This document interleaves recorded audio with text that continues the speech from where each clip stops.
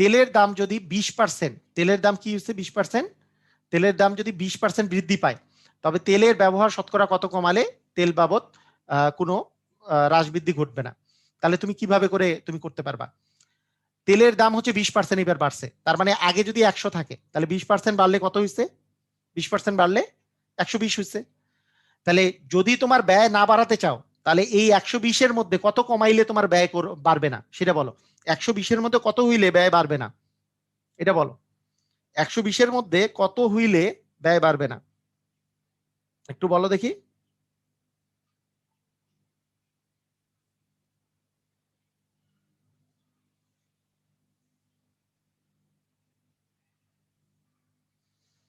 এক 120-এর মধ্যে কতটুক কতটুক কতটুক কমাতে হবে? 120-এর মধ্যে 20 কমাতে হবে। মানে আমাকে 120-এর মধ্যে কতটুকু কমাতে হবে? 20 কমাইতে হবে। কারণ আমি যদি আগে চিন্তা করি 100 ছিল, তার মানে এখন 20% বৃদ্ধি পাইছে, তার মানে 120 হয়েছে। 120-এর মধ্যে 20, ঠিক আছে, 120-এর মধ্যে 20। ওকে, তাহলে একের মধ্যে কত? একের মধ্যে কমাতে হবে কি 20/120 ইন্টু 100-র মধ্যে কত হবে? 100-র মধ্যে হবে 20 ইন্টু 100 বাই হচ্ছে 120। তাহলে কত আসতেছে? এটা 5-20 100 6 6, তার মানে 3, এখানে হচ্ছে 50, 50/3। 50-কে 3 দিয়ে ভাগ করলে 50-কে 3 দিয়ে ভাগ করলে 16 পূর্ণ 3-এর 2 মানে 16.67 অ্যান্সার হবে। কি কথা কি বুঝেছো? সবাই ক্লিয়ার? সবাই ক্লিয়ার? সবাই ক্লিয়ার কিনা? ক্লিয়ার হলে ক্লিয়ার লেখো তাড়াতাড়ি। মানে এর আগের অঙ্কটাই কি ছিল আর এই অঙ্কটাই কি ছিল এটা কিন্তু ভালো করে বুঝে নাও। এই এর এর আগের অঙ্কটাই কি ছিল? এর আগের অঙ্কটাই যেটা ছিল সেটা হচ্ছে 25% যদি বৃদ্ধি পায়, যদি 25% বৃদ্ধি পায়, তাহলে 125-এর মধ্যে তোমাকে কমাতে হচ্ছিল 25। একে কত? 100-তে কত? তাহলে 25 বাই হচ্ছে 125 ইন্টু, আর 100-তে কত? তাহলে 25 ইন্টু 100 বাই হচ্ছে 125। হ্যাঁ, এটা জাস্ট তোমার কাটাকাটি করে 4-25-এ 100, তারপরে এখানে আসতেছে 20। এটা আসতেছিল 20%, 20% কমাতে হবে। আর এর পরের অঙ্কটাতে কি? এর পরের অঙ্কটাতে বলছে যেটা, সেটা হচ্ছে যে 20, এটাতে যেটা বলেছে সেটা হচ্ছে কি, আচ্ছা, এটাতে যেটা বলেছে সেটাতে হচ্ছে যে তোমার 20% বৃদ্ধি পেয়েছে। যদি 20% বৃদ্ধি পায় তাহলে কত হবে? তার মানে 120-এর মধ্যে 20 কমাতে হবে। 120-এর মধ্যে 20, একের মধ্যে কত, 100-র মধ্যে কত। এই কোশ্চেনটার মানে মজার একটা ব্যাপার আমি তোমাদেরকে খেয়াল করায় বলে দেই। এখানে অনেকে আছে না যে চোরামি ইউজ করে, চোরামি ইউজ করা যায় আর কি। অনেকেই চোরামি ইউজ করে, ছোট ছোট অঙ্কের মধ্যে চোরামি ইউজ করে। কি চোরামি আমি তোমাকে বলতেছি। যদি চা পাতার মূল্য যদি 20% কমে যায়, তাহলে পূর্বের দাম ঠিক রাখার জন্য চায়ের ব্যবহার কত বাড়াতে হবে বলো। এইবার কি হবে? চায়ের দাম 20% কমে গেছে, আগের দাম যদি 100 হয় তাহলে এখনকার দাম কত? এবার বলো তো এখনকার দাম কত?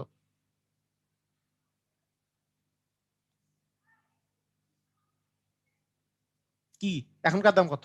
80। এখনকার দাম হচ্ছে 80। সবাই বুঝেছো? কারণ 20% তো কমেছে, 80। তাহলে 80 টাকা থেকে তুমি যদি আগের টাকাটাই রাখতে চাও তাহলে ব্যবহার কত কত বাড়াতে হবে? ব্যবহার কত বাড়াতে হবে? মানে এই 100 যদি তুমি রাখতে চাও ব্যবহার কত বাড়াতে হবে? ব্যবহার কত বাড়াতে হবে? 20 বাড়াতে হবে। তার মানে 80 এর মধ্যে 20 বাড়াতে হবে। তার মানে একের মধ্যে কত বাড়াতে হবে? তাহলে 20/80। আর 100 এর মধ্যে কত বাড়াতে হবে? তাহলে 20 ইন্টু 100 বাই হচ্ছে 80। কথা কি বুঝেছো? তার মানে শূন্য, একটা শূন্য কেটে দিলাম, একটা 4 আসলো আমাদের, তারপরে এখানে আসতেছে হচ্ছে 25। তার মানে এটার অ্যান্সার হচ্ছে 25%। এটার অ্যান্সার কি 25%। মানে চিন্তা করো, এটা কিন্তু 20% কমে গেছে, তার মানে 25% বাড়াতে হবে। এই যে মানে অনেকে চোরামি ইউজ করে, যেটা 20 হলে 25 হবে অ্যান্সার, 25 হলে 20 হবে অ্যান্সার। এইটা করতে যে অনেক সময় স্যাররা পরীক্ষায় দিয়ে দেয় কি, এইটাতে কিন্তু 20 হলে 25 হয়েছে, কিন্তু এর আগের অঙ্কটা কিন্তু 20 ছিল, ওখানে 20 বেড়ে গেছে যখন বলছে তখন কিন্তু 25 অ্যান্সার হয়নি, তখন কিন্তু 16 অ্যান্সার হয়েছে। অনেকে এগুলা উত্তর মুখস্থ করে যায়, 20 হলে 25 হবে, 25 হলে 20 হবে, আর এমন ভাবে টিচাররা ধরা খাওয়ায়। এইবারই চাকরি পরীক্ষা, বিভিন্ন চাকরি পরীক্ষা কোশ্চেন আসছে, বিসিএস পরীক্ষায় আসছে, বিসিএস বিসিএস 41তম বিসিএস এ কোশ্চেন আসছে, মানুষ 20 দেখে 25 অ্যান্সার দিয়ে দিছে, কিন্তু 20 হলে 25 হবে সেটা কমে গেলে। কিন্তু এর আগের অঙ্কটা যে করালাম, এর আগের অঙ্কটা যে করালাম সেই অঙ্কটাতে কি ছিল? সেই অঙ্কটাতে কি কি ছিল আমাদের? আমাদের অঙ্কটাতে ছিল কিন্তু যে বেড়ে গেছে, এই অঙ্কটা দেওয়া ছিল। যখন এই অঙ্কটা দেওয়া ছিল ওরা তারপরও 25 অ্যান্সার দিয়ে চলে আসছে। এই কথা কি বুঝছো? মানে 20% বৃদ্ধি পায়, ওরা মনে করছে এটার অ্যান্সার হবে বোধহয় 25। তা কি হবে? হবে না, কারণ 20% বৃদ্ধি পাইলে 120 হইছে, 120 এর মধ্যে কমাতে হবে 20, একে কত, 100তে কত। এই কথা কি বুঝতে পারছো সবাই? সবাই কি বুঝতে পেরেছো? এইটা আসবে, এইটা আসলে হ্যাঁ 16.67% অ্যান্সার আসবে। ক্লিয়ার সবাই?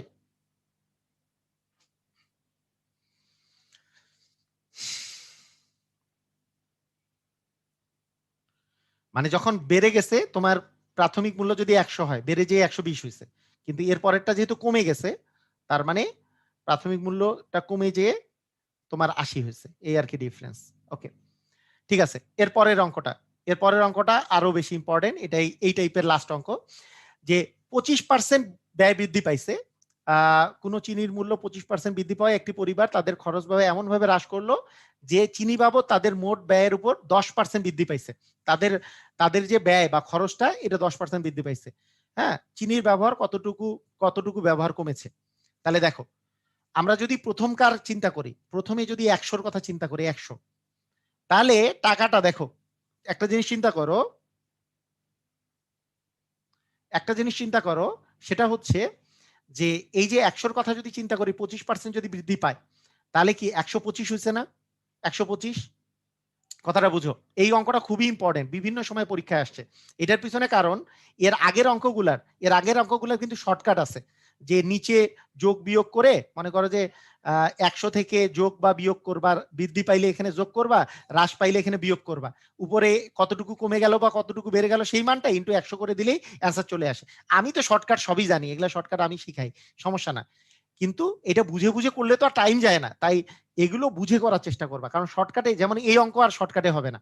কেন? দেখো, যে 25% বৃদ্ধি পাওয়ায় একটি পরিবার তাদের খরচ এমন ভাবে হ্রাস পেল যে তাদের খরচ মোটের উপর 10% বৃদ্ধি পায়।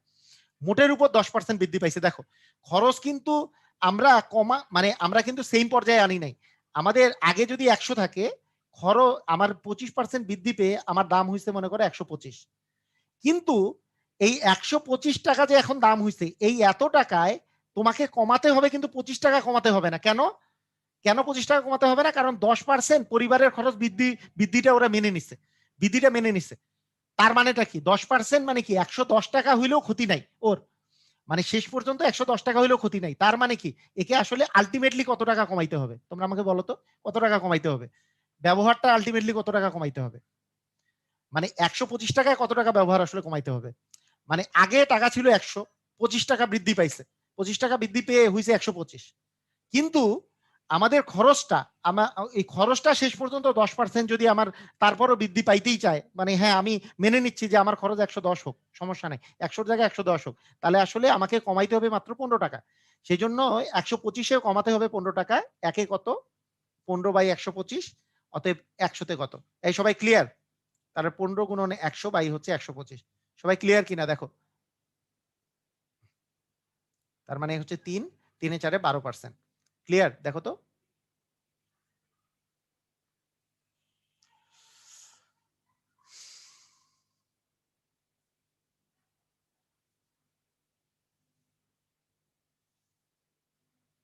ও 15 না, 12%। হ্যাঁ, সবাই দেখো, সবাই ক্লিয়ার কিনা আরেকবার চেক করো। মানে তোমাদেরকে বলছি যে 25% বৃদ্ধি পাওয়ায়, 25% বৃদ্ধি পাওয়ায় মানে কি, যে 100 টাকা যদি আগে থাকে, তাহলে এখন হয়েছে 125 টাকা, 125 টাকা হয়েছে।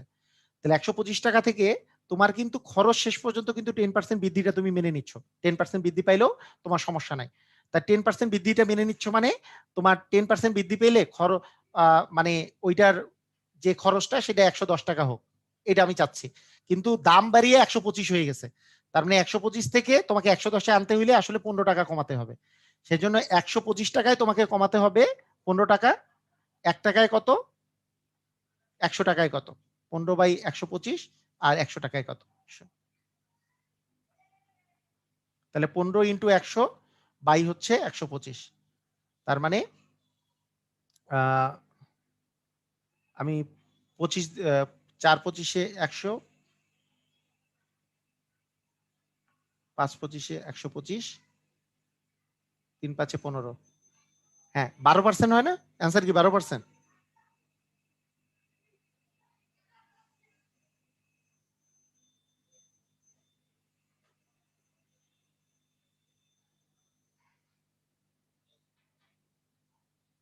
সবাই ক্লিয়ার? সবাই ক্লিয়ার হলে ক্লিয়ার লেখো, সবাই ক্লিয়ার হলে ক্লিয়ার লেখো তাড়াতাড়ি। ওকে,